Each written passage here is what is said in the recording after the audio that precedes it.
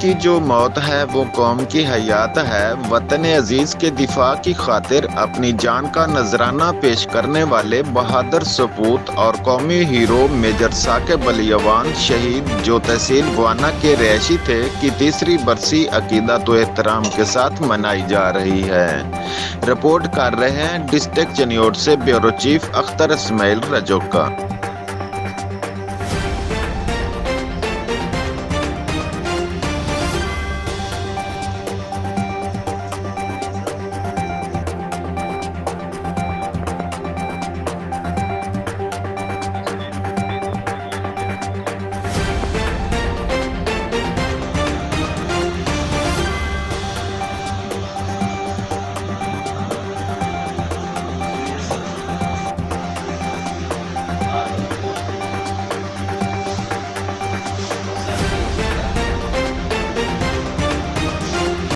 شاعر نے کیا خوب کہا ہے کہ جب تک نہ جلے دیپ شہیدوں کے لہو سے، کہتے ہیں کہ جنت میں چراغاں نہیں ہوتا۔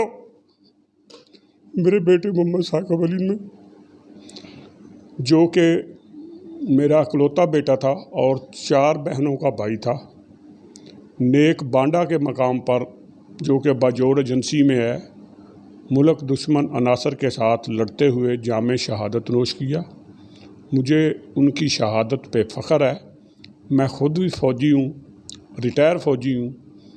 اب میری 60 سال عمر ہو گئی ہے، لیکن پھر بھی بیٹے کی شہادت پہ، جس کی آج ہم تیسری برسی بڑے عقیدت و احترام کے ساتھ منا رہے ہیں، اس کی شہادت پہ مجھے فخر ہے۔ اس نے پاکستان کا نام روشن کیا ہے، گوانا کا، ضلع چنیوٹ کا بھی نام روشن کیا ہے۔ اس کی اس شہادت پہ ہم ناز کرتے ہیں۔ اگر کوئی میرا اور بیٹا بھی ہوتا تو میں اس کو بھی ملک کی حفاظت کے لیے بھیجتا۔ اس سے مجھے فخر ہے کہ اس نے ملک و قوم کے لیے، جوانوں کے لیے، اس ملک کے لیے اپنی جان کا نذرانہ پیش کیا اور دشمن عناصر کو بتایا کہ یہ ایک ملک ہے، اس کے جوان اپنی جان کا نذرانہ دے کر اس ملک کو بچا سکتے۔ شکریہ۔ وعلیکم السلام۔ موت وہ مرتبہ ہے، موت جس مرتبے پر نازاں ہے وہ ہے شہادت۔ رسول پاک صلی اللہ علیہ وسلم کا فرمان عالی شان ہے، عابد کی 1 سال کی عبادت مجاہد کی 1 رات کے برابر ہے جو وہ اللہ کی راہ میں گزارتا ہے۔ میجر ثاقب علی اعوان وہ بطل جلیل تھا جو مجاہد بھی تھا اور اللہ نے اسے مرتبہ شہادت سے بھی نوازا۔ مجھے بطور بہن اپنے بھائی کی اس عظیم قربانی پر ناز ہے کہ انہوں نے اپنی جان کی پرواہ کیے بغیر اپنی جوانی اس ملک کے مستقبل پر قربان کر دی۔ شہادت سے 5 ماہ قبل ہی ان کی شادی ہوئی تھی۔